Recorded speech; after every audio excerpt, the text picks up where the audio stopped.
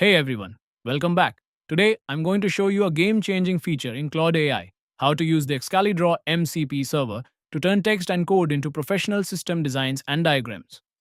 First, ensure you have the Claude Desktop app installed. While Claude works in the browser, using MCP servers like Excalidraw is a much smoother experience on the dedicated desktop client. Let's open up the app. The interface is clean, but the real power lies under the plus icon in the chat bar. Click the plus icon and select Add Connectors. This opens the library of Model Context Protocol or MCP tools that allow Claude to interact with external applications.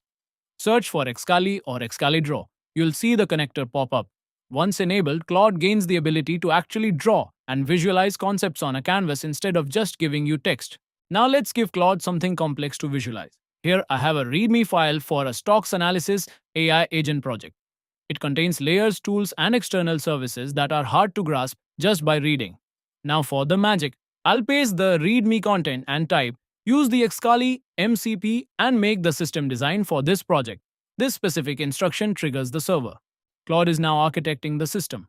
It's identifying the front-end layer, the AI agent layer, powered by Grok, and the external financial tools. Look at that. Claude is actively using the Excalidraw canvas to build a flow diagram. It's mapping out the user browser, the orchestrator, and the specific agents for web and finance research. In seconds, we have a professional layered system architecture diagram. You can edit this directly in Excalidraw or use it for your technical documentation. If you found this tutorial helpful, don't forget to hit that subscribe button for more AI and engineering deep dives. All the code for the stock agent project shown here is available on my GitHub. Let's stay connected. Follow me on GitHub to grab the latest repos and connect with me on LinkedIn for daily AI insights. Thanks for watching, and I'll see you in the next one.